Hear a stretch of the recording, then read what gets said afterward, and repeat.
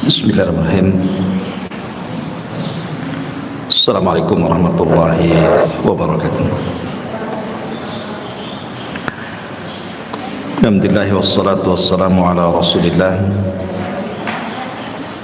wa ala alihi wa sahbihi wa mawalah wa la hawla wa la quwata illa billahi wa ba'du.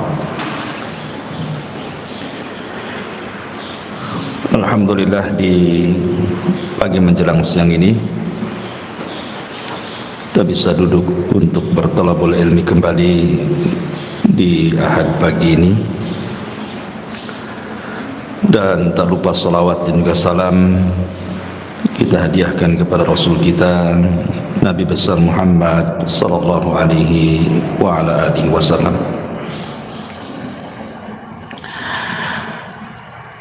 Tema di pagi hari ini kita akan membahas soal as-sa'adatu al-hakikiyatu, kebahagiaan yang hakikat. Ma'asyiral muslimat yang dimuliakan Allah Subhanahu wa taala, di dalam surah An-Nahl ayat 97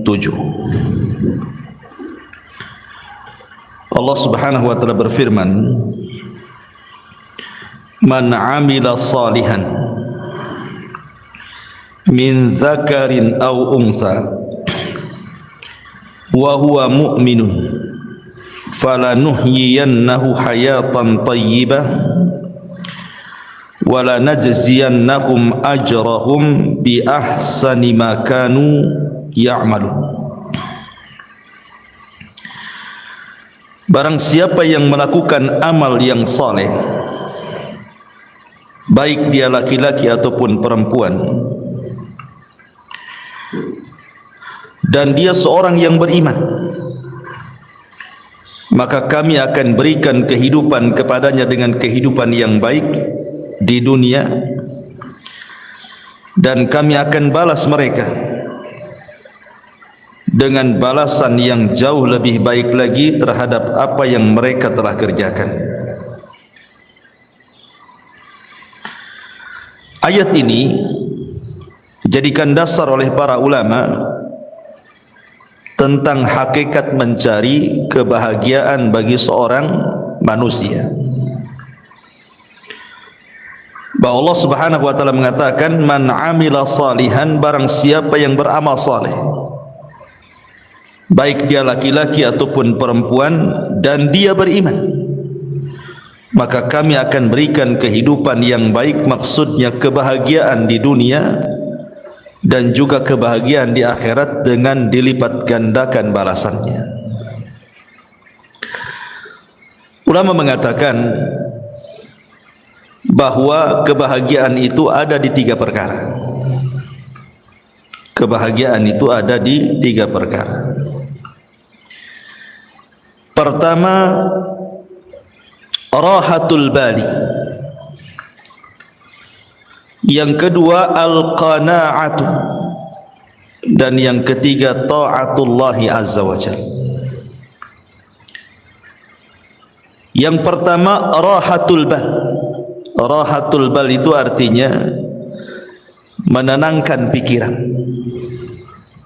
Karena kebahagiaan itu sebenarnya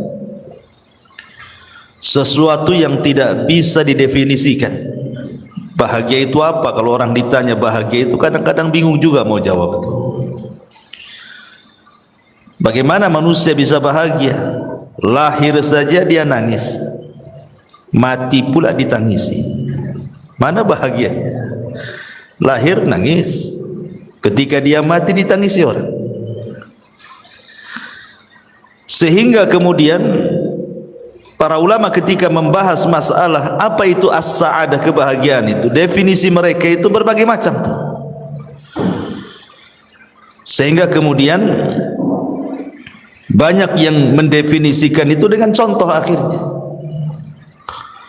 Salah satunya adalah bahwa bahagia itu kalau rahatul bali, kalau pikiran kita itu senang. Kalau pikiran kita senang itu pasti bahagia. Dari sini kita tahu bahwa rahatul bal itu adalah kenikmatan penduduk sorga. Karena penduduk sorga itu apabila dimasukkan ke dalam sorga, Allah katakan wa naza'na ma fi sudurihim min ghillin ikhwana. Kami cabut pada dada-dada dan hati-hati penduduk sorga itu al-ghil, hasad, dengki, dendam, pokoknya penyakit hati. Baru kemudian dimasukkan ke dalam sorga. Jadi penduduk sorga itu pikirannya tidak aneh-aneh gitu. Dia tidak memikirkan orang, kenapa orang bicara soal dia, atau kenapa dia tidak melakukan seperti orang yang lakukan. Karena biasanya orang kepikiran itu karena dua perkara ini. Jadi kalau ada orang membicarakan keburukan kepada kita, kita katakan kenapa dia ngomong tentang aku seperti ini. Kepikiranlah kan gitu ya. Atau melihat seseorang melakukan sesuatu, kemudian kita berpikir kenapa saya tidak juga melakukan seperti dia. Kepikiran jadinya ya. Jadi penduduk sorga itu tidak ada kepikiran seperti itu, karena sudah dihilangkan hasad dalam hatinya, sudah dihilangkan dengki dendam, sehingga memang tenang hatinya. Makanya kebahagiaan itu caranya adalah rahatul bal, tenangkan hati, gitu maksudnya. Rahatul bal itu menenangkan hati. Kalau ada ucapan-ucapan yang gak enak itu tenangkan saja, jangan dipikirin gitu. Karena bukan hanya sekelas ibu ya, sekelas Aisyah Ummul Mukminin radhiyallahu anha. Aisyah Ummul Mukminin radhiyallahu anha, wanita yang paling cerdas, wanita yang paling dicintai Nabi sallallahu alaihi wasallam saja dibicarakan orang. Jadi suatu hari Aisyah Ummul Mukminin ini kebagian Qur'ah. Qur'ah itu maksudnya undian dari sekian istri si Nabi yang boleh ikut perang bersama Nabi. Karena kan tidak semua istri Nabi itu ikut perang, sehingga demi keadilan di Qur'ah diundi siapa yang berhak ikut dan siapa yang tidak berhak ikut. Aisyah radhiyallahu anha kebetulan ketika itu yang ikut perang bersama Nabi, menemani Nabi sallallahu alaihi wasallam safar dalam kondisi atau dalam keadaan berjihad. Menang, pulang. Lah ketika pulang itulah Aisyah radhiyallahu anha di malam hari ingin buang hajat. Karena Aisyah itu kan berada di rumah-rumahan unta. Zaman itu kan belum ada mobil ya. Wanita biasanya diletakkan di rumah-rumahan, yang rumah-rumahan itu diletakkan di punuk unta. Jadi Aisyah radhiyallahu anha ketika itu minta izin kepada pasukan untuk buang hajat tengah malam. Berangkatlah Aisyah radhiyallahu anha ke padang pasir menjauh dari pasukan. Entah karena lamanya dia buang hajat, sehingga dikiranya oleh pasukan itu Aisyah sudah pulang dan sudah kembali ke rumah-rumah di atas unta itu. Berangkatlah pasukan ini. Ketika sudah berangkat, Aisyah selesai buang hajat, rupanya ketinggalan, nggak ada orang. Tapi Aisyah ini cerdas, dia tidak mungkin menyusul pasukan, karena kalau menyusul bahaya. Mendingan dia nunggu saja di situ. Boleh jadi nanti kalau orang-orang itu tahu bahwa dia belum ada di rumah-rumahan unta itu, pasti balik lagi. Jadi Aisyah hanya menunggu saja. Lah saat menunggu itulah rupanya ada seorang sahabat namanya Safwan ibn Mu'attil ketinggalan pasukan.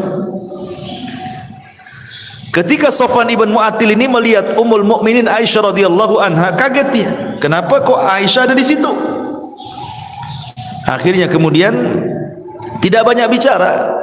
Aisyah radhiyallahu anha suruh naik di atas tunggangan unta yang dibawa Safwan. Dia pun berjalan membawa pelananya sampai ke pasukan. Maka lewatlah ketika itu di hadapan seorang tokoh munafik namanya Abdullah ibn Ubay ibn Salul ibn Sabah. Maka ketika itulah kemudian diisukan Aisyah radhiyallahu anha selingkuh dengan Safwan ibn Mu'attil. Dan dalam sekejap saja berita itu menyebar di kota Madinah bahwa Aisyah berzina dengan Safwan, Aisyah berzina dengan Safwan. Bayangkan qadarullah ketika itu Aisyah radhiyallahu anha sakit karena memang safar jauh, terlampau lama dalam peperangan sehingga jatuh sakit Aisyah. Ketika sakit, dia tidak tahu berita tentang dia di luar sana, karena dia di dalam rumah terus kan sakit. Tidak tahu kalau di luar itu dia sedang difitnah bahwa dia selingkuh dengan Safwan ibn Mu'attil.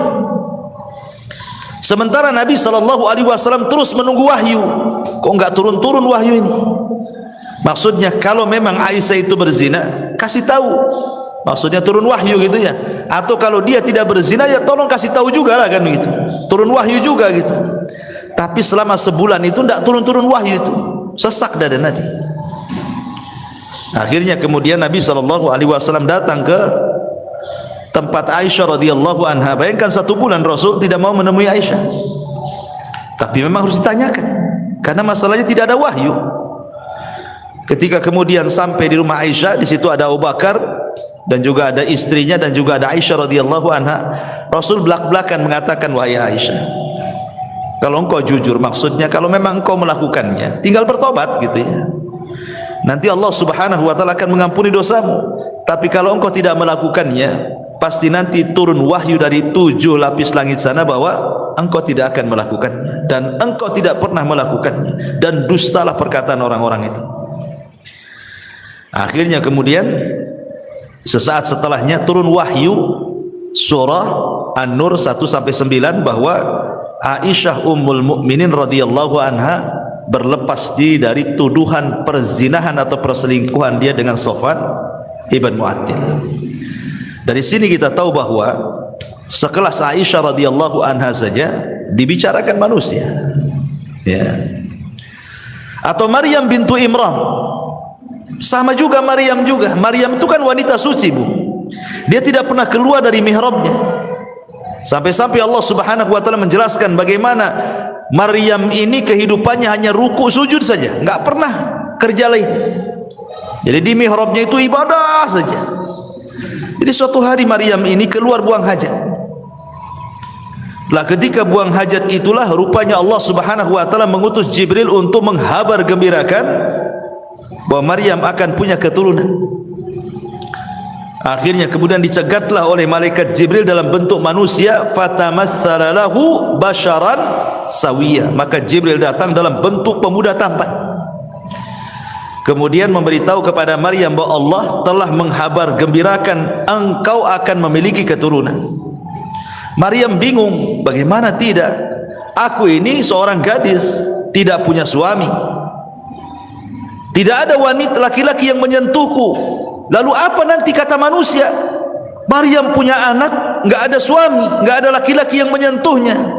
Sempat Maryam itu mengatakan, pergilah kalau engkau memang orang yang bertakwa.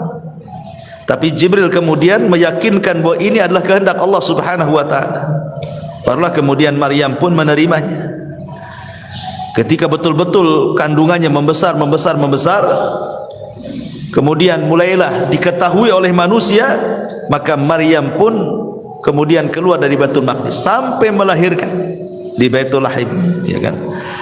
Akhirnya kemudian setelah melahirkan Isa bin Maryam, Allah berikan ketenangan kepada Maryam dengan cara apa? Dengan cara Isa yang masih bayi itu dibuat bisa bicara. Jadi kalau ditanya itu bayi siapa, maka cukup diisyaratkan ke bayi itu, nanti bayi itu yang ngomong. Dan ini salah satu mukjizat Nabi Isa, di buayan ibunya sudah bisa bicara gitu ya. Akhirnya betul ketika Maryam menggendong bayi, ya semua orang mencela itu bayi siapa kan itu. Makanya orang-orang Yahudi sampai hari ini, bukan hanya Yahudi zaman tempo dulu saja, sampai hari ini orang Yahudi itu mereka menganggap Maryam itu wanita pezina dan Isa itu anak zina. Makanya orang-orang Nasrani mengkafirkan orang Yahudi karena melampaunya orang Yahudi mencela Isa dan juga ibundanya Maryam bintu Imran. Dikafirkan sama orang Nasrani Yahudi itu karena menghina kenabiannya, ya.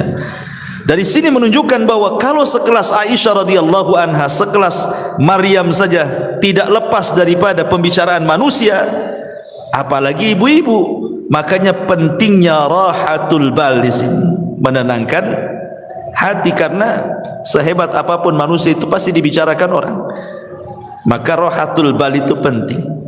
Ya, jangan pedulikan ucapan manusia, tenangkan gitu maksudnya. Rahatul bali. Kemudian yang kedua, wal qanaatu, dan qanaah.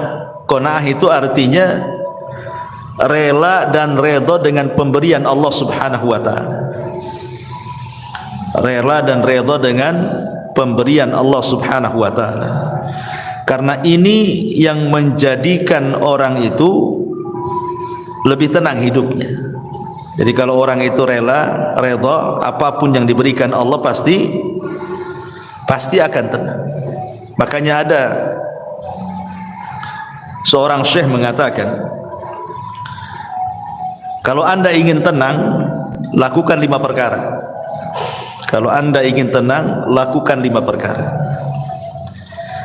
Yang pertama, nikmati yang ada. Jangan pernah memikirkan yang tidak ada. Nikmati yang ada, jangan memikirkan yang tidak ada. Ibu umpamanya punya rumah, rumahnya kecil gitu ya. Kalau hujan bocor umpamanya, sempit, itu yang ada. Jangan terpikir kapan saya punya gedung, gitu maksudnya. Nanti stres, Bu. Jadi yang ada saja itu nikmati. Memang kalau memang tidur di atas tikar, nikmatilah, daripada menghayal tidur di atas spring bed, tapi kan hayalan itu. Enggak stres hidupnya kayak gitu tuh. Menghayal yang enggak ada, ya nikmati aja yang ada. Itulah qanaah namanya. Ini sama lah umpamanya ibu pengen apa? Pengen handphone bagus ya. Dari dulu yang jadul aja, nggak bisa layar sentuh, itu layar pencet kalau yang jadul itu ya. Kepikir pengen kayak tetangga, handphonenya bagus gitu kan, nggak usah, nikmati aja, nggak apa-apa, disentuh-sentuh sajalah di situ, nggak, walaupun nggak keluar kan, nikmati aja kan ya. Karena stres orang memikirkan yang nggak ada tuh. Ini yang pertama. Yang kedua, berpikir positif, jangan pernah berpikir negatif. Artinya pikirkan kelebihan, jangan memikirkan kekurangan. Kelebihan pada diri ibu itu apa coba? Kelebihannya apa? Sebab kalau orang selalu memikir kekurangan, stres. Itu enggak qanaah tuh. Pikirkan kelebihan, jangan pikir kekurangan. Berpikir positif, jangan selalu berpikir negatif. Kemudian yang ketiga, jangan suka membanding-bandingkan. Ibu jangan membandingkan ibu dengan orang lain. Itu tidak qanaah namanya. Ya. Artinya bahwa kalau seandainya Allah Subhanahu wa taala sudah takdirkan memang ibu seperti itu, anggaplah secara ekonomi. Memang suami kerjanya ya apalah, supir taksi, ojek online, GoFood atau apalah istilahnya kan. Sementara tetangga ini kok ngantor, enak, mobilnya bagus gitu ya. Jangan pernah dibanding-bandingkan. Baik ibu dengan istri dia atau suami ibu dengan suami dia. Jangan pernah dibanding-bandingkan. Karena membandingkan sesuatu itu menjadikan orang tidak qanaah. Kalau suka membanding-bandingkan itu hilang qanaahnya. Makanya kenapa Nabi SAW mengatakan ungzuru ila man huwa asfala minkum wa la tangzuru ila man huwa fawqakum fa huwa ajdar alla tajrar nikmatallahi alaikum. Lihat ke bawah, jangan lihat ke atas, kata Rasul. Orang kalau lihat ke atas kan pegel, Bu. Coba aja ibu nenggak gini lama-lama, kan apa enggak pegel, Bu, ya kan? Stres, Bu, kalau nengok kapan saya kayak dia, kapan saya kayak dia, apa enggak stres dia? Pegel tuh otaknya. Tapi kalau lihat ke bawah pasti akan tenang. Kenapa? Karena Rasul mengatakan fahuwa ajdar alla tajdar nikmatallahi alaikum. Karena orang kalau suka lihat ke bawah itu akan lebih mudah bersyukur. Oh, aku ini masih lebih baik dibandingkan si anu gitu ya. Alhamdulillah gitu. Tapi sekali lagi catatannya, ini kalau bicara soal urusan dunia. Ya, kaedah melihat ke bawah, jangan melihat ke atas, ini dalam bab urusan dunia. Jangan masuk dalam urusan agama. Sebab kalau urusan agama kaedahnya terbalik. Lihat ke atas, jangan lihat ke bawah. Ya. Pamannya tetangga sholat 5 waktu. Jangan ibu melihat kepada sholat yang 1 waktu. Anda apa-apalah saya sholat 2 waktu, ini si anu 1 waktu aja kan itu. Bukan begitu kan. Tapi lihat ke yang 5 waktu, kapan seperti dia gitu maksud. Ada tetangga kawan hafal juz 30 gitu. Sebelahnya pula pamannya cuma 3 kul saja. Ibu masih mending dengan wadduha. Alhamdulillah saya masih hafal wadduha, tambah 3 kul masih lebih baik daripada dia. Maksudnya jangan melihat ke bawah, tapi lihat kapan saya bisa kayak dia, hafal juga juz 30 gitu maksudnya. Itu kalau soal urusan agama ya. Jangan melihat ke bawah, lihat ke atas. Tapi kalau urusan dunia jangan pernah menatap ke atas. Capek ya, stres nantinya. Hilang qanaahnya. Itu hilang qanaah itu karena suka melihat ke atas, tidak melihat ke bawah. Kemudian yang keempat, kata para ulama, sibukkan dengan perkara-perkara masa depan. Jangan memikirkan sesuatu yang sudah berlalu. Makanya sering saya katakan, banyak orang itu kadang-kadang belum move on ya istilahnya. Mungkin dulunya pernah kaya, kemudian miskin, terpikirlah dulu. Mungkin dulunya mantan manajer, sudah tidak manajer lagi, terpikir pula masih jadi manajer. Mungkin dulunya dia polisi, kemudian purnawirawan, masih terpikir dia seolah-olah dia polisi, padahal sudah pensiun. Orang kalau memikirkan terus masa lalu, tidak pernah menatap masa depan, Bu, nggak akan pernah orang ini bahagia. Karena dia belum bisa menerima keadaan, itu masalahnya kan. Makanya saya kadang-kadang heran. Mungkin dulunya mantan militer gitu ya, TNI, Polri atau apa, udah nggak pensiun lagi, sudah nggak berjabat lagi, dia pensiun. Kadang-kadang turun di masyarakat itu seolah-olah dia masih TNI itu, nunjuk-nunjuk orang, soal dia polisi, padahal udah nggak polisi lagi. Kan berarti kan belum bisa menghilangkan kenyataan kalau dia itu sudah bukan polisi lagi, bukan manajer lagi, bukan menteri lagi, bukan itu yang kadang-kadang tidak bisa dilupakan. Makanya kenapa Nabi Shallallahu Alaihi Wasallam sampai mengajarkan doa kepada Abu Umamah itu apa? Allahumma inni a'udzubika minal hammi wal hazan. Ya Allah, aku berlindung kepadamu dari alham, kebingungan dan kesedihan. Bingung masa depan, sedih masa lalu, gitu maksudnya. Sedih ini karena memikirkan masa lalu, bingung itu karena memikirkan masa depan. Karena manusia itu kan tidak lepas daripada bingung, stres, sedih. Ya sedih memikirkan masa lalu, stres sekarang ini memikirkan masa sekarang, bingung apa yang harus dilakukan besok gitu kan. Itulah manusia di antara 3 perkara ini. Makanya supaya kita qanaah, jangan memikirkan sesuatu yang sudah berlalu, tatap masa depan supaya lebih qanaah. Ya sudahlah, sudah takdirnya. Yang penting saya pernah kaya dulu, kan itu ya. Yang penting saya sudah pernah jadi pejabat, sudah merasakan, saya sudah tahu semua. Kan enak tuh kalau ngomong gitu ya. Kemudian yang terakhir, kata para ulama di sini, sibukkan memikirkan diri sendiri, jangan pernah sibuk memikirkan orang lain. Ini penting. Ya. Sibukkan saja. Nggak usah ibu mikir ini menteri keuangan nih, nggak usah. Apa yang ibu mikir menteri keuangan pula? Ya, ibu mikir keuangan sendiri saja lah. Kok mikir pula menteri keuangan, menteri ini, pusing ya. Makanya itu kalau banyak nonton YouTube berita ini kan, akhirnya pusing tuh. Sudahlah, mikir diri sendiri saja, nggak usah mikir-mikir menteri ini menteri itu, itu korupsi, stres Bu. Ya, mikir sendiri. diri sendiri itu bagaimana supaya lebih berkembang lagi, lebih manfaat lagi. Gak usah mikir-mikir orang. Karena ini kalau orang terus mikir terus orang, ganggu urusan orang, sementara dia lupa bahwa dirinya juga banyak kekurangan gitu ya, itu tidak qanaah orang itu. Makanya ini penting ya. Ini yang kedua, kalau ingin bahagia terapkan yang kedua, al-qanaah. Ya, pertama rohatul bal, tenangkan hati. Yang kedua qanaah, redha dengan pemberian Allah Subhanahu wa taala. Kemudian yang ketiga juga taatullahi azza wajalla. Berusaha untuk mentaati Allah Subhanahu wa taala.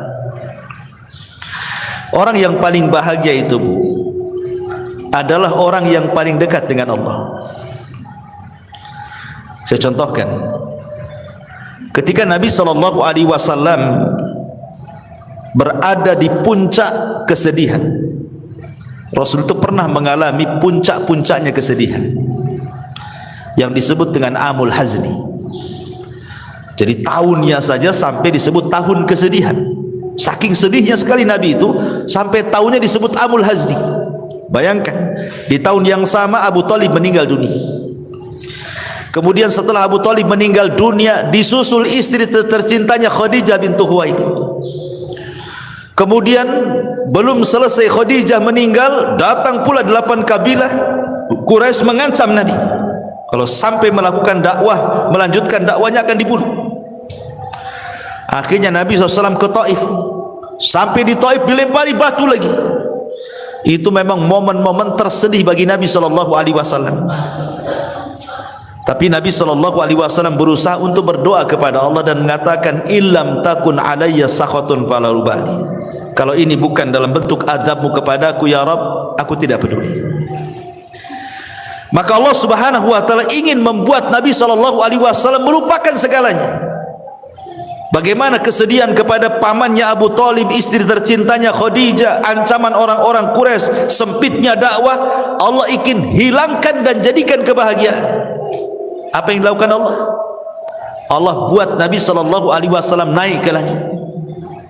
Kemana? Ke Sidratil Muntaha. Untuk apa? Untuk melupakan segalanya. Artinya Nabi ingin didekatkan kepada Allah. Ya kan, semakin tinggi kan semakin dekat, karena Allah kan berada di atas ketinggian. Ketika Nabi SAW dalam kondisi sulit, sesulit apapun, Allah berikan secercah kebahagiaan dengan cara didekatkan dia kepadanya. Maka terjadilah peristiwa dalam sejarah yang disebut dengan Isra dan juga Mi'raj. Untuk apa? Membahagiakan Nabi supaya tidak sedih lagi. Didekatkan kepada Allah sampai di Sidratil Muntaha. Kemudian disyariatkan satu ibadah yang dengan ibadah itu membawa kebahagiaan. Salat. Salat itulah ibadah yang membawa kebahagiaan. Kenapa? Karena disyariatkan di langit salat itu, di dekat Allah Subhanahu wa taala. Makanya dalam salat itu ada satu gerakan yang menunjukkan penghambaan diri seorang hamba kepada Allah. Apa itu? Sujud. Wajah ini, kalau ibu anggota badan ibu dari atas kepala sampai kaki, yang paling mulia itu wajah. Yang paling mulia. Makanya kalau ditampar wajah orang itu, maka akan berbekas sakit hatinya. Beda kalau dipukul paha, dipukul apa kan, nggak berbekas. Tapi kalau udah wajah diludahi, ditampar, itu kan sakit hati luar biasa. Kenapa? Karena memang dari semua anggota badan yang paling mulia itu adalah wajah. Ya. Sementara tanah itu ada sesuatu yang sangat hina kan gitu, karena diinjak manusia. Tanah yang, bumi yang kita injak itu kan rendah karena diinjak kaki. Ketika ibu kemudian meletakkan sesuatu yang sangat mulia, diletakkan di sesuatu yang sangat rendah, itu menunjukkan apa? Penghambaan namanya. Ya kan? Wajah ini mulia, tanah ini hina karena diinjakkan. Jadi ibu meletakkan sesuatu yang mulia kepada sesuatu yang hina hanya untuk menghambakan diri kepada Allah. Makanya disitulah Allah Subhanahu wa taala akan hubungkan tali dia dengan hambanya saat sujud itulah. Makanya solat disebut solat karena silatun bainal abdi wa rabbih. Dia adalah penyambung tali antara hamba dengan Allah. Makanya kalau orang solat, maknanya dia sedang mendekatkan diri kepada dalam sujudnya. Ketika itulah kebahagiaan Allah turunkan. Dalam kondisi apapun Rasul itu kalau ada masalah yang tidak bisa keluar dari sebuah masalah, pasti Rasul akan solat. Rasul itu kalau ada masalah pasti solat. Sebagaimana Aisyah radhiyallahu anha mengatakan, kana an-nabiy sallallahu alaihi wasallam idza hajabahul amr fazia ila shalah. Rasul itu kalau datang perkara yang sangat menyulitkan bagi kehidupannya, bersegera dia solat. Karena dia tahu bahwa solatlah yang akan mengurai permasalahan. Sebagaimana yang pernah saya ceritakan kepada ibu-ibu kan, ada seseorang ibu itu yang minta fatwa kepada seorang syekh. Ya syekh, saya punya anak ini hidupnya nggak pernah bahagia dari kecil sampai dia dewasa. Ya. Setelah dia dewasa masuk ke pekerjaan, asik masalah saja pekerjaannya, keluar masuk pekerjaan. Kemudian soal perjodohan pun sama, sampai sekarang pun dia tidak dapat jodohnya. Kemudian masalah kesehatan pun sama. Sekarang anak saya ini stroke. Ya. Sudah masalah ekonomi masalah, masalah jodoh masalah, masalah kesehatan pula masalah. Jadi kata ibunya itu seolah-olah anak saya itu dari kecil sampai sekarang nih tidak pernah tersentuh dengan kebahagiaan. Apakah anak saya tersihir wahai syekh? Itu pertanyaan ibu ini. Jangan-jangan anak saya tersihir wahai syekh? Bisa enggak kau meruqyah anak saya katanya. Tapi syekh ini mengatakan pertanyaan satu saja, apakah anakmu sholat? Itu pertanyaan saya. Saya tidak mengatakan nanti saya ruqyah coba mungkin ada jinnya gitu. Tidak, yang ditanyakan pertama kali, apakah putramu sholat? Maka ibunya mengatakan, tidak ya syekh, putraku tidak pernah sholat. Apakah dia seorang muslim? Ya, dia seorang muslim. Artinya kenapa dia nanya seorang muslim? Kalau orang kafir kan tidak perlu ditanya sholat kan itu ya. Apakah dia seorang muslim? Ya, dia seorang muslim. Kenapa dia tidak sholat? Wallahu a'lam. Maka syekh mengatakan, jangan-jangan kesulitan hidup dia sejak kecil sampai dia terbaring stroke itu bukan karena apa-apa, karena dia tidak sholat. Itu jawaban. Jadi apa yang harus aku ruqyah katanya. Kemudian syekh membentangkan sedikit soal sholat.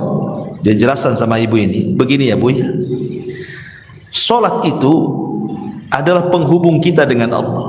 Jadi kalau kita sholat itu kita sedang menghubungkan tali kita dengan Allah Azza wa Jalla.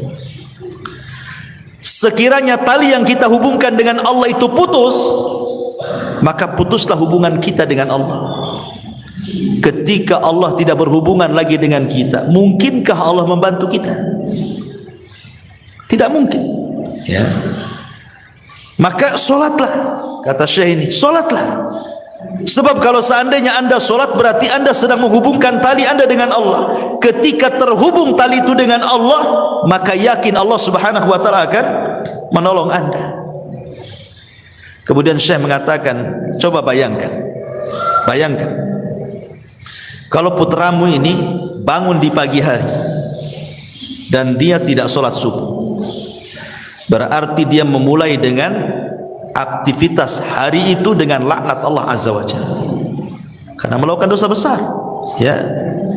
Kemudian datang siang hari lagi, dia tidak solat duhur, berarti dia sudah dilaknat di siang hari. Kemudian datang sore hari lagi, dia tidak solat asar, berarti Allah sedang melaknat dia di sore hari. Kemudian datang di malam hari maghrib, dia meninggalkan maghrib, berarti dia sedang dilaknat di waktu maghrib.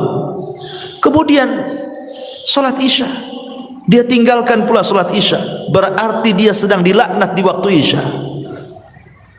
Kata syekh, bagaimana orang akan bahagia sementara awal aktivitas hidupnya diawali laknat dan sebelum tidur pula dia dilaknat katanya. Mana bahagianya? Gimana coba? Awal dilaknat, akhir pula dilaknat. Maka wajar anakmu tidak akan bahagia. Maka syekh mengatakan, suruhlah dia sholat. Dari sini kita tahu bahwa ketaatan kepada Allah Subhanahu wa taala itu salah satu penyebab orang bahagia. Karena bahagia itu ketika seorang hamba dekat dengan Allah.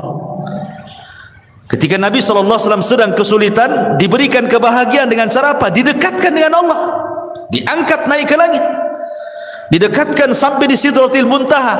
Maka hilanglah keperitan hidup Nabi SAW, sehingga ketika turun setelah peristiwa Isra Mi'raj, semangat lagi dia hidupnya, semangat lagi.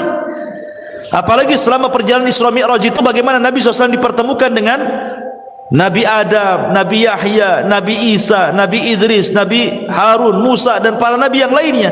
Menjadi sebuah pelajaran bahwa dakwah Rasul akan mengikuti marhalah para nabi yang dijumpai selama perjalanan itu. Seperti dia berjumpa dengan Nabi Adam, sebagaimana Nabi Adam hijrah dari sorga ke bumi, maka engkau pun akan hijrah dari Mekah ke Madinah. Kemudian berjumpa dengan Yahya dan juga Isa bin Maryam, sebagaimana keduanya dirongrong dimusuhi orang-orang Yahudi, maka engkau pun sama ya Muhammad, sesampainya di kota Madinah maka musuhmu orang-orang Yahudi. Kan itu. Kemudian juga berjumpa dengan Nabi Yusuf, sebagaimana Yusuf dihasadi oleh saudara-saudaranya sehingga dimasukkan ke dalam sumur, maka dakwahmu pula yang menghalangi sebelum orang lain keluargamu. Maka yang menghalangi dakwah itu siapa dulu? Abu Lahab, keluarga. Belum ada Abu Jahal lagi ya. Abu Lahab sudah menghalang-halangi pamannya sendiri kan. Ketika Rasulullah SAW berjumpa dengan Nabi Musa alaihi salam, Nabi Harun alaihi salatu wassalam, Harun itu dikenal lembutnya, maka berdakwahlah seperti Harun, lembut kepada Bani Israel. Ketika berjumpa dengan Nabi Musa itu dikenal kesabarannya. Walaupun dia dimacam-macamin Bani Israel, sabar dia. Maka seolah-olah Allah ingin katakan, sabarlah engkau seperti Nabi Musa dalam rangka mengobati umat Islam.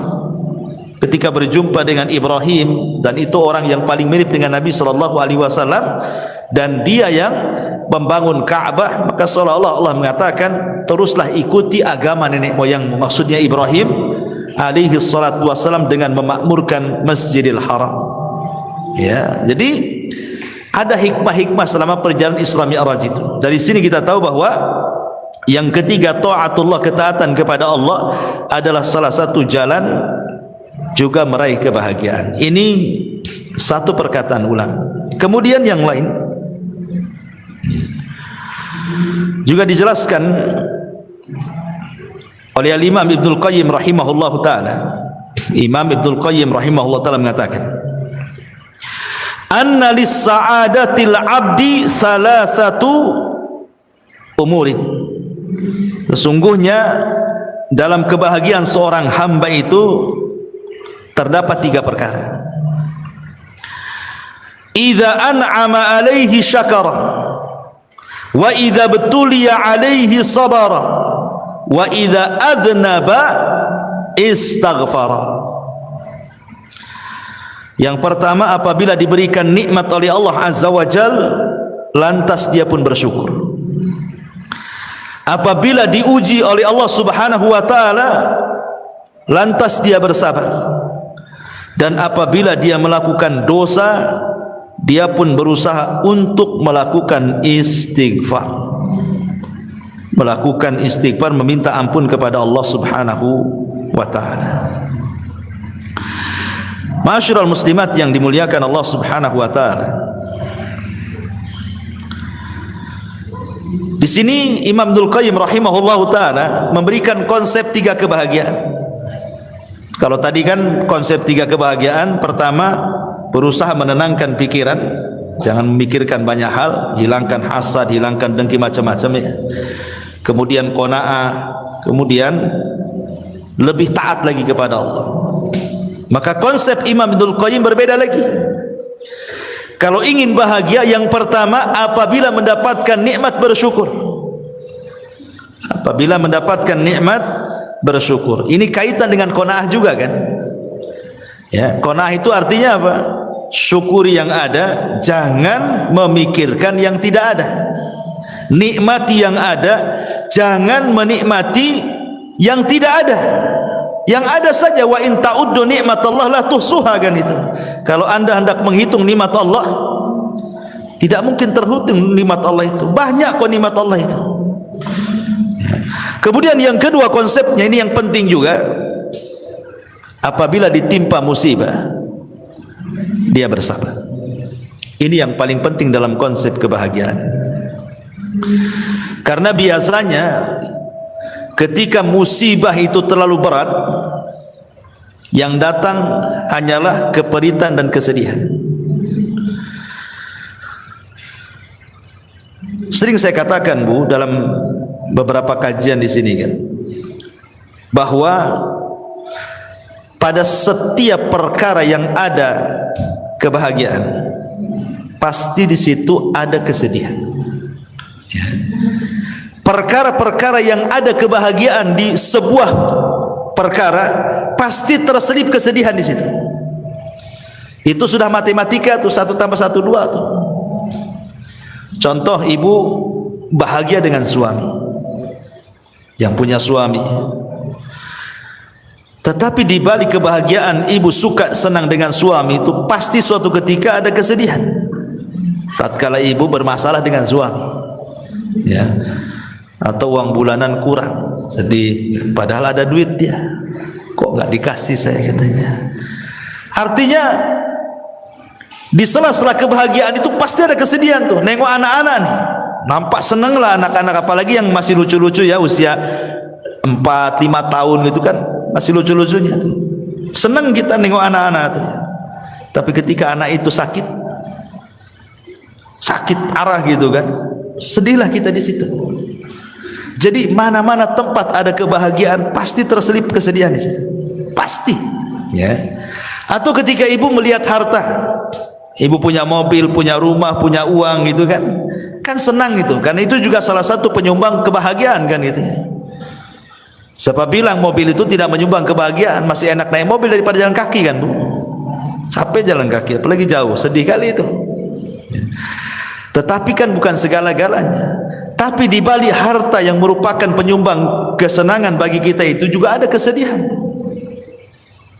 Kesedihan, takut kalau seandainya harta itu hilang, takut kalau seandainya motornya hilang gitu ya.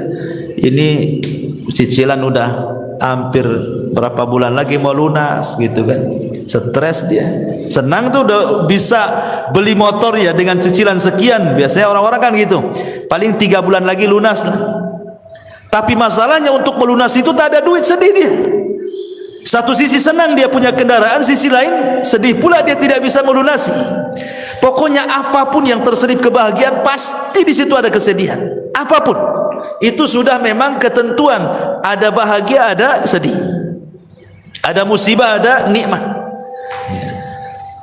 Tetapi kata para ulama mengatakan, walaupun demikian, ya, seseorang itu harus memahami bahwa setiap kebahagiaan ada kesedihan, nanti Allah akan balik lagi. Setiap kesedihan itu pasti ada kebahagiaan. Kenapa demikian? Karena Allah Subhanahu wa taala mengatakan di 2 ayat pertama, wa tilkal ayyam nudawiluha bainan nas. Yang namanya hari itu diputar, Bu. Tidak mungkin Allah menciptakan dalam satu kondisi, tidak mungkin juga Allah menciptakan dalam kondisi yang lain. Begitu terus, tidak mungkin, mustahil. Nggak mungkin orang itu dibuat tertawa terus, apa nggak dianggap gila tuh kalau ketawa terus kan? Nggak mungkin juga orang dibuat menangis terus. Kadang orang itu dibuat Allah ketawa, kadang Allah buat dia menangis. Kadang Allah buat dia bahagia, kadang buat Allah susah. Begitulah kehidupan manusia. Tetapi walaupun demikian, karena Allah itu Rahim, Allah mengatakan inna ma'al usri yusran, inna ma'al usri yusra. Terkadang satu kesulitan itu Allah bukakan banyak kemudahan, ya. Karena Allah mengatakan al-usri dengan alif lam, sementara yusran itu dengan nakirah. Maknanya bahwa al-usri yang pertama adalah usri yang kedua, tapi yusran yang pertama bukan yusran yang kedua. Kan 2 kali diulang dalam Quran itu kan, inna ma'al usri yusran, inna ma'al usri yusran. Dan ayatnya 2 kali diulang tuh.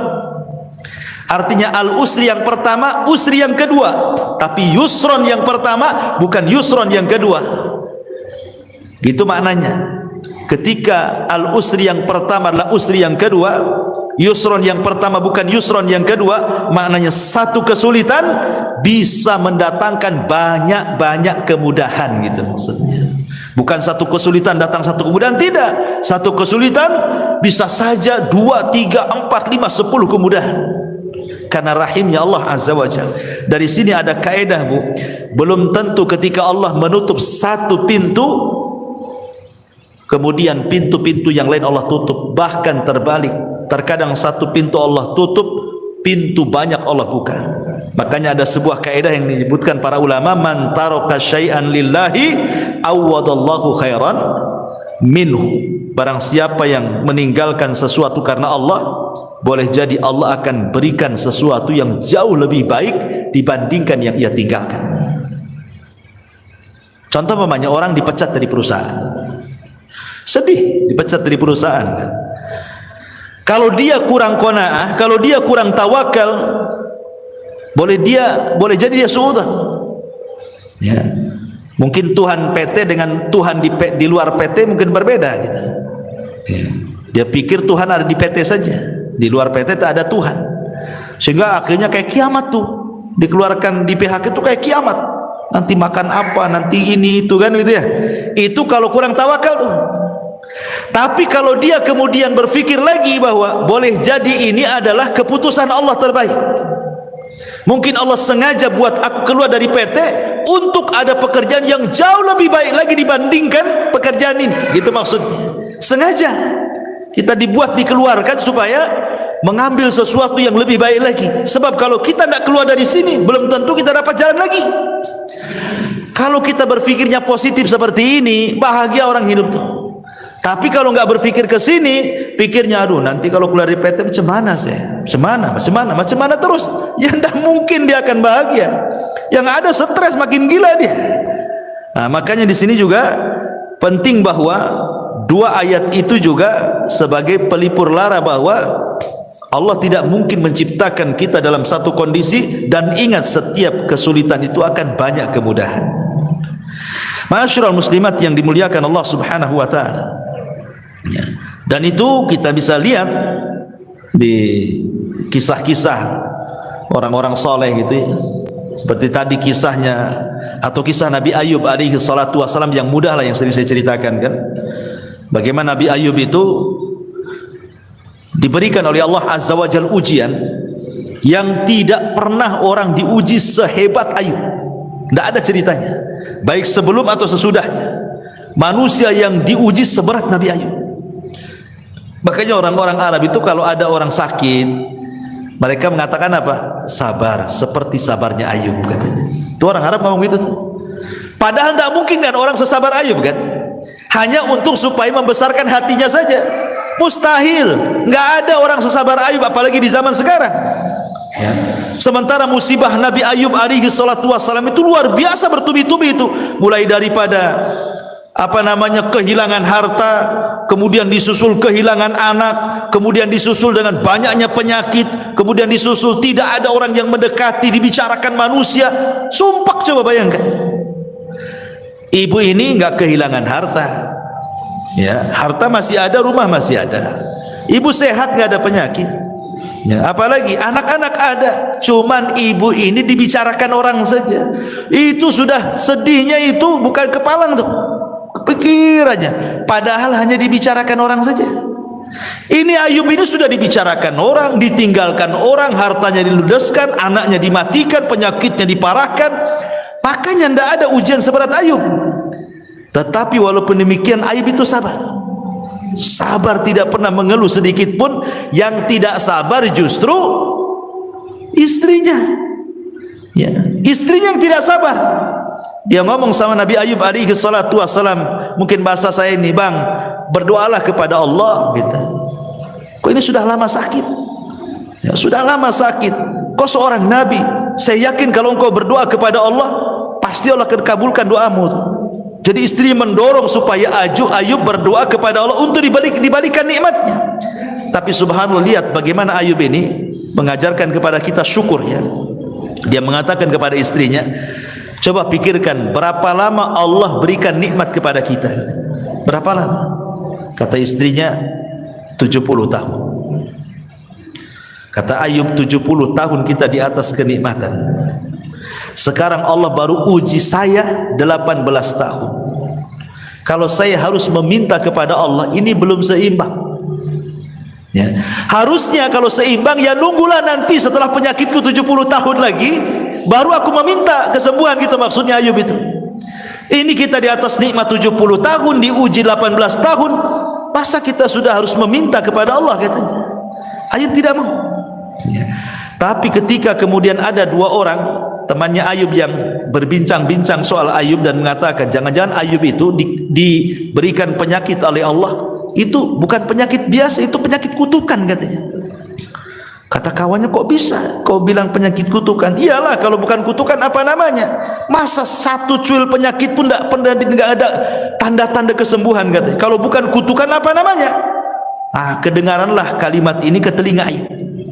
Makanya Ayub mengatakan, Rabbi inni massaniya dhur wa anta arhamur rahimin. Ya Rabb, aku tahu engkau yang memberikan madarat ini kepadaku, tapi aku tahu juga bahwa engkau adalah zat yang maha pemberi kasih sayang dari hamba-hambamu penyayang. Maknanya seolah-olah Ayub mengatakan, ya Rabb, aku tahu bahwa engkau yang memberikan madarat ini kepadaku, tapi aku yakin tidaklah engkau memberikan madarat kepadaku kecuali karena sayangmu kepadaku. Itu maksudnya.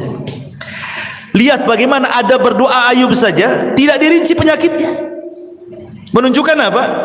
Menunjukkan Ayub itu tidak tasahud. Tasahud itu artinya menolak takdir, kayak kita kan ngomel-ngomel sama Allah. Enggak.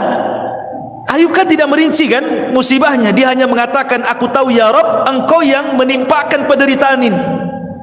Lain kalau kita ngomong, ya Allah, anak saya sudah mati, ya, dirinci kalau kita doa itu kan. Ini rumah juga bocor-bocor kan itu, ya. Ini usaha juga lagi sulit. Nah itu kalau doa kita yang dirinci itu, susahnya kita ini dirinci, ya kan. Ya, kalau bisa itu 10 rincian disebut semua tuh. Ya. Nabi Ayub tidak dirinci. Dia hanya mengatakan, ya Rabb, aku tahu kau yang menimpakan derita ini. Titik sampai di sini. Karena Allah sudah tahu gitu, tidak perlu dirinci, Allah sudah tahu kan itu. Dan itu ada berdoa namanya. Ya, Allah sudah tahu, sudah paham gitu. Makanya sejak itulah Allah Subhanahu wa taala kabulkan permintaan Ayub dan Allah kembalikan nikmatnya.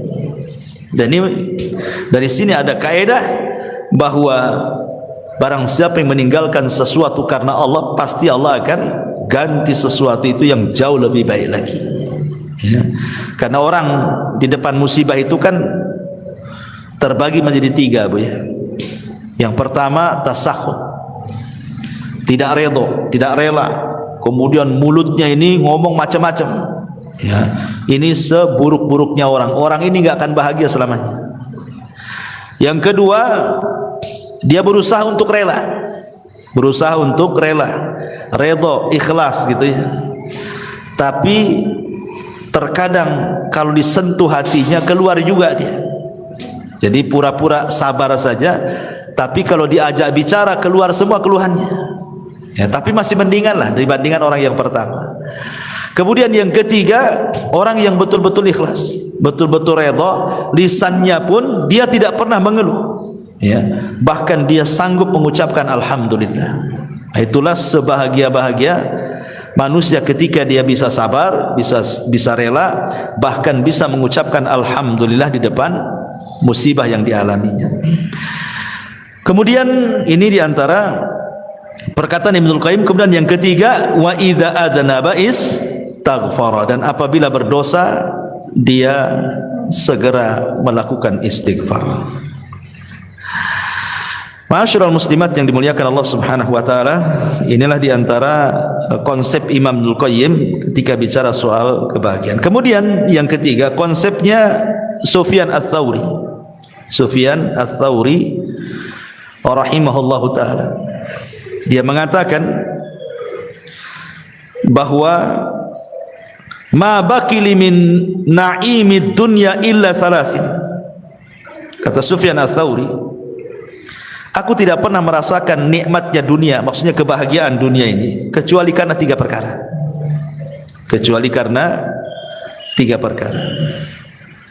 akhun thiqatun fillahi aqtasibu min suhbatihi khairan in ra'ani za'ighan qawwamani aw mustaqiman ragabani wa rizqun wasi'un halalun laysat lillahi alayya fihi tabi'atun wa la li makhluqin alayya fihi minnatun wa salatun fi jama'atin akfi sahwaha wa arzak ajruha. Kata Sufyan Ats-Tsauri rahimahullah, yang pertama akhun thiqah. Kebahagiaan itu kalau memiliki kawan yang bisa dipercaya, di mana aku mengambil manfaat dari perkawanan itu. Kalau kawanku melihat aku menyimpang, dia berusaha meluruskanku. Kalau kawanku melihat aku istiqomah, berusaha memberikan dorongan, ya, kabar gembira sehingga makin istiqomah. Kemudian yang kedua, warizkun wasiun, rizki yang luas, yang halal. Rizki yang luas, yang halal, di mana dengan itulah aku tidak menjadikan aku menjadi peminta-minta kepada manusia. Aku kaya gitu, enggak harus meminta-minta kepada manusia. Dan yang ketiga, solat jamaah. Yang ketiga, solat berjamaah. Dengan itulah aku bisa merasakan kebahagiaan. Jadi Sufyan Ats-Tsauri mengatakan bahagia itu ada di tiga perkara: teman yang baik, yang kedua rizki yang luas dan halal sehingga dia tidak meminta-minta, dan yang ketiga pada solat. Ya, sebagaimana Rasul mengatakan kepada Bilal, ya Bilal, hayya nastari bis salat. Wahai Bilal, mari beristirahat, bersenang-senang dengan solat. Jadi beliau mengatakan seperti itu karena Sufyan Ats-Tsauri ini orang yang paling zuhud, orangnya kaya tapi zuhud. Jadi suatu ketika Sufyan Ats-Tsauri ini ditanya oleh muridnya, ya Imam, engkau ini selalu memberikan fatwa zuhud, tapi kok kaya, katanya. Jadi pikiran orang yang bertanya itu, kalau bisa orang zuhud itu ya miskin gitu maksudnya. Jadi orang zuhud itu menurut dia harus miskin, compang-camping, makannya nasi kerak gitu ya. Ya pokoknya susah lah orang zuhud. Dikiranya seperti itu makna zuhud. Jadi orang ini mengatakan, ya Sufyan, engkau ini selalu menasihati zuhud, tapi kau juga kaya gitu ya. Lihat jawaban Sufyan Ats-Tsauri. Dia mengatakan zuhud itu bukan itu. Zuhud itu kau letakkan hartamu di tanganmu. Maksudnya jangan kau letakkan hartamu di hatimu. Sebagaimana diriku, aku meletakkan hartaku di tanganku dan aku tidak meletakkan hartaku di hatiku.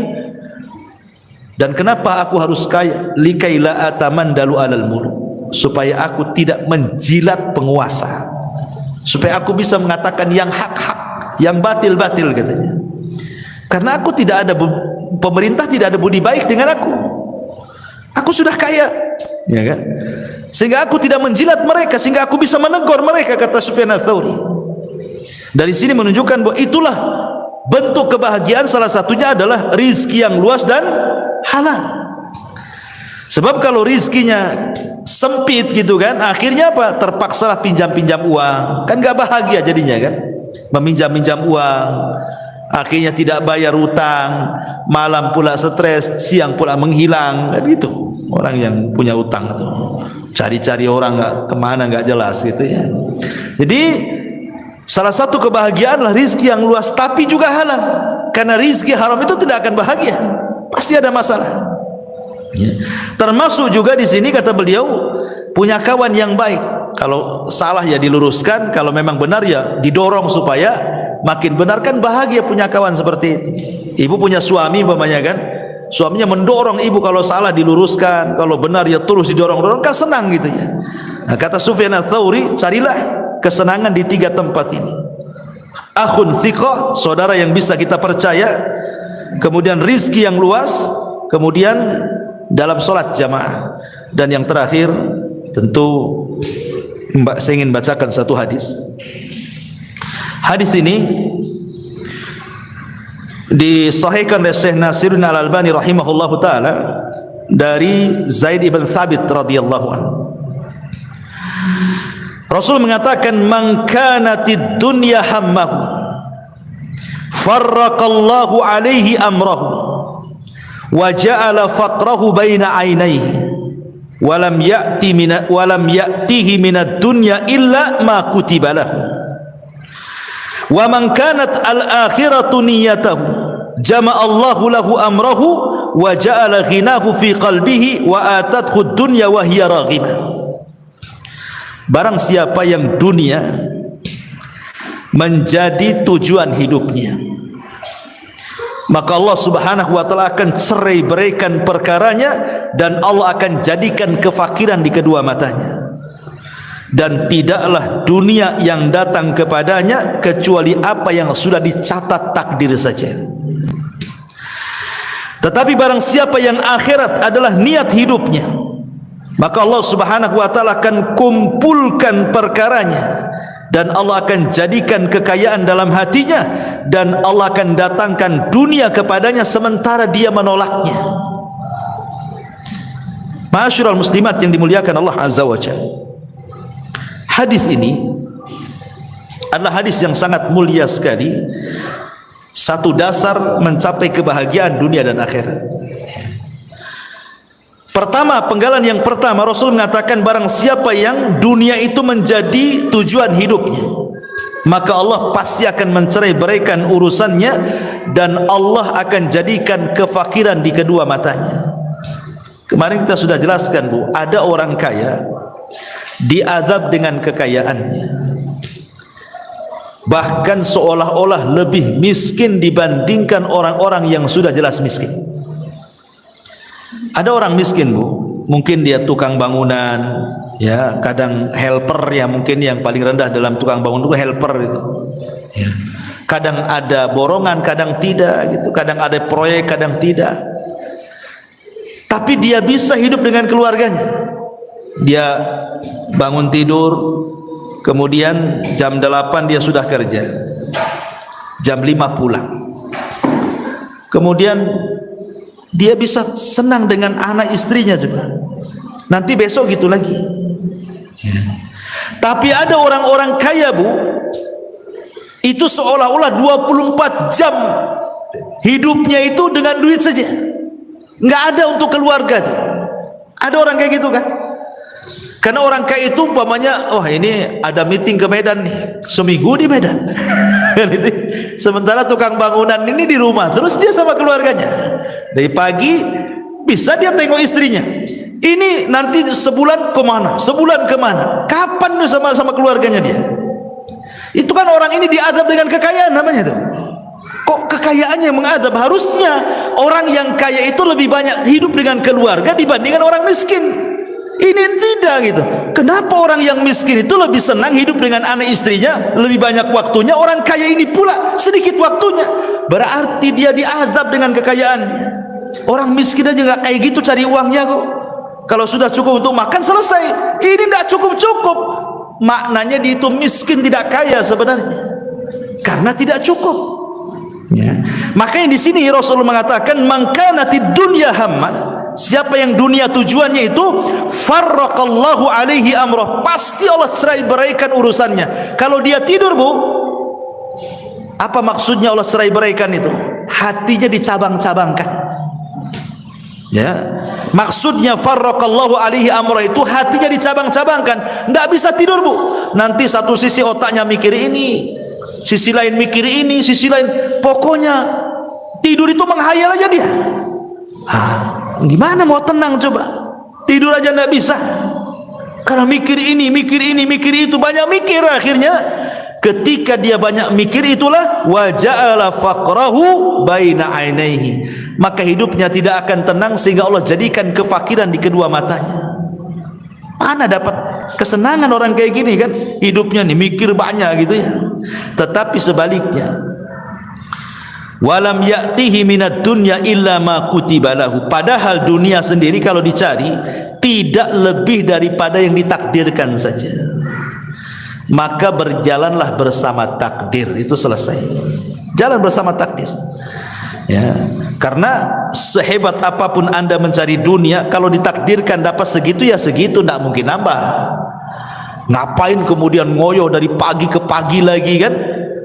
Padahal dunia itu sebatas ditakdirkan saja. Wa man kanatil akhiratu niyatahu, barang siapa yang akhirat niatnya, jama'allahu amrahu wa ja'ala ghinahu fi qalbihi wa atathu dunya wa hiya raghimah. Tapi kalau niat hidupnya hanya untuk akhirat, maka Allah akan kumpulkan urusannya. Maksudnya hatinya tidak akan bercerai-berai, itu tidak banyak dipikirkan, ya. Dan Allah jadikan hatinya, kekayaan dalam hatinya, dan dunia akan didatangkan sementara dia menolaknya. Ini di antara kebahagiaan yang dimaksud adalah kebahagiaan hati, ya. Karena di sini Allah Rasul mengatakan wa ja'ala ghinahu fi qalbihi. Jadi kalau ditanya bahagia itu ada di mana? Ya bahagia itu ya ada di hati, ya. Kalau hatinya lapang, rumah yang sempit jadi lapang, gitu maksudnya. Kalau hatinya sempit, rumah yang lapang jadi sempit. Coba lihat Bu, ibu kan punya suami, yang punya suami kan, kalau ada masalah dengan ibu kan dia nggak kerasan di rumah Bu, pasti lari sana lari sini, nanti datang muring-muring pergi lagi kan gitu. Padahal rumahnya luas Bu, dia masih mendingan ngekos daripada di rumah sama ibu kan, karena lagi sempit hatinya tuh, ya. Coba kalau lagi senang Bu, nggak mau keluar rumah dia, ya. Tapi kalau lagi sumpek, nggak mau balik dia, ya. Itulah menunjukkan bahwa kebahagiaan itu ada di hati. Hati makin lapang berarti semua lapang. Ibu yang kurang cantik saja kalau suami lapang itu dianggap cantik tuh. Ibu yang cantik jelita kalau suami lagi stres kayak setan Bu, nengok ibu tuh. Karena gimana, orang nggak senang, nggak senang. Buat apa cantik pun kayak setan katanya kan. Pokoknya orang nggak senang itu semua jadi jelek kan, tapi orang senang semua jadi indah. Karena memang itulah yang dimaksud di sini, wa ja'ala ghinahu fi qalbi. Allah jadikan kekayaan dalam hatinya. Wallahu a'lam bishawab. Ini yang bisa sampaikan. Tapi sebelum saya tutup, kalau ada yang bertanya silakan.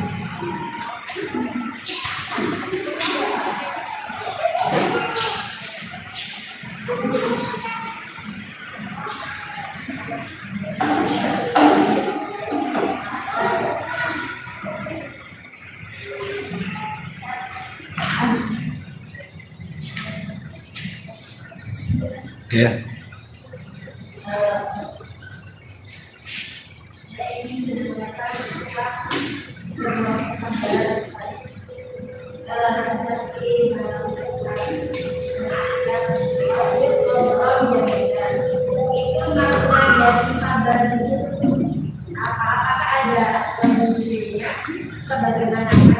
Apa sok pasbir sabron jamilah.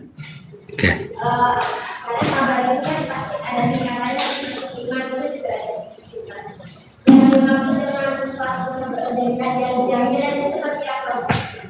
Iya. Aisyah radhiyallahu anha ketika disidangkan oleh Nabi SAW, ketika kisah tadi yang saya ceritakan ya, difitnah berzina dengan Safwan ibn Mu'attil. Jadi Aisyah radhiyallahu anha itu sedang berada di kasurnya terbaring. Dan ingat Aisyah ketika itu masih kecil. Ya, masih kecil. Maksudnya untuk menghadapi perkara besar itu belum sanggup. Kan dia masih kecil. Ya, Rasul kan sudah tua ya kan. Kemudian di sampingnya ada Abu Bakar dan Ummu Ruman ibunya. Kemudian Nabi SAW bertanya, wahai Aisyah, wa in kunti lamamti bi dzambin fastaghfirlah. Aisyah, kalau memang kau melakukannya, maksudnya berzina dengan Safwan ibn Mu'attil, akui saja. Karena kalau tobat pasti Allah terima tobatnya. Tetapi kalau tidak melakukannya, yakin Allah pasti akan membebaskan kamu dari 7 lapis langit sana. Aisyah radhiyallahu anha ini heran, kenapa Nabi SAW memberikan 2 soalan yang salah satunya seolah-olah terpengaruh dengan orang munafik. Kan ini soalan yang sulit dijawab. Ngaku atau tidak? Kan begitu pertanyaannya. Ya. Ngaku atau tidak? Kalau ngaku bertobat, kalau tidak sabar. Ketika Rasul mengatakan kalau engkau melakukannya, ini kan kesannya membenarkan isu-isu orang-orang munafik di luar. Makanya Aisyah radhiyallahu anha tidak bisa menjawab gitu kan. Dikasih dua soalan seperti ini. Aisyah hanya melirik siapa? Abu Bakar, dan mengatakan, ajibi anni ya abi, wahai bapak aku, tolong jawab pertanyaan Nabi. Kata Abu Bakar, apa yang harus kujawab? Katanya. Abu Bakar menangis. Kemudian Aisyah menengok ibundanya Ummu Ruman, tolong ibuku jawablah pertanyaan Nabi. Ibunya pun tidak bisa menjawab, menangis juga ibunya. Jadi Aisyah radhiyallahu anha ini merasa tidak ada pembelaan di situ. Ya. Bapaknya tidak membela dia, ibunya tidak membela dia gitu. Dia harus menanggung fitnah dari luar. Aisyah radhiyallahu anha langsung mengambil selimut, namanya anak-anak. Dia mengatakan, kalau kalian tidak ada pembelaan kepada aku, katanya, aku hanya teringat dengan doanya bapaknya Yusuf, Yakub. Dia mau ngomong Yakub itu lupa, ya kan, bapaknya Nabi Yusuf kan Yakub. Lupa dia mau ngomong Yakub itu, sehingga dia mengatakan bapaknya Yusuf, karena masih muda Aisyah, sehingga lupa gitu mau bilang Yakub itu. Kecuali aku teringat dengan perkataan ayahnya Yusuf, maksudnya Yakub. Fasabrun jamil, wallahu, dan sabar itu indah, dan Allah akan menyingkap setiap orang-orang yang telah memfitnah. Di sini ada kalimat apa? Fasabrun jamil. Kata Aisyah radhiyallahu anha, aku hanya teringat ucapan ayahnya Yusuf mengatakan fasabrun jamil, wallahu musta'anu ala ma tasifun. Sungguh sabar itu indah. Maknanya apa? Apalagi yang harus dilakukan coba? Kecuali sabarlah. Ya. Apa yang bisa dilakukan kalau sudah seperti ini? Ya sabar kan itu ya. Ibu ditimpa musibah, emang bisa apa dengan musibah itu kalau selain dari sabar kan? Ditinggal mati suami umpamanya. Emang dengan cara teriak-teriak tiba-tiba suaminya bangun lagi dari kuburan?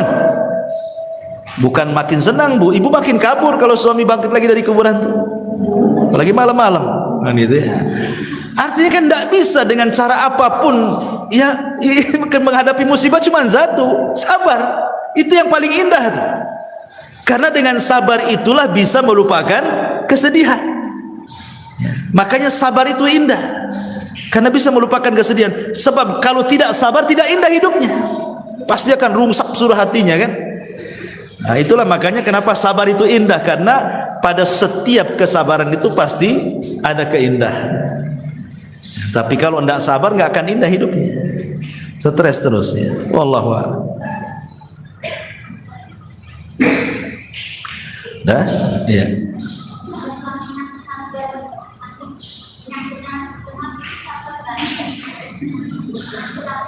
Suaminya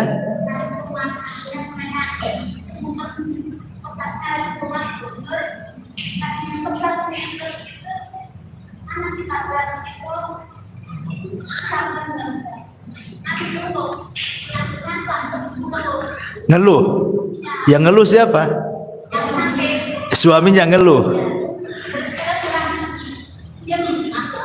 Istrinya ngasih nasihat, sabar gitu. Malah marah dia. Oh. Suaminya emosi. Iya, maksudnya kan suaminya sakit, kemudian ngeluh, istrinya nasihati, sabar bang. Abangnya marah, diam, nggak usah ngomong kan gitu kan? Oh, ibu yang ya janganlah, udah sakit ketipa tangga itu. Udah sakit makin sakit hati dia. Ya ibu kasih semangat ya, kasih semangat ya, nanti sembuh ya, tapi jangan omongan saja ya, diurut ya, apa dipegang, cari apa gitu kan, obat buatkan. Kalau ngomong saja makin cepat mati itu biasanya.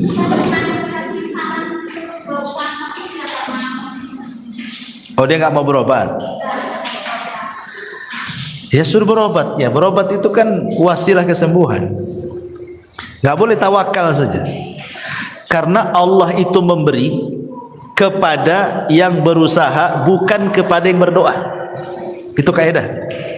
Allah itu memberi kepada yang berusaha, bukan kepada yang berdoa. Kalau berdoa saja ya Allah, nggak akan diberi. Tapi kalau habis berdoa dia usaha, Allah kasih.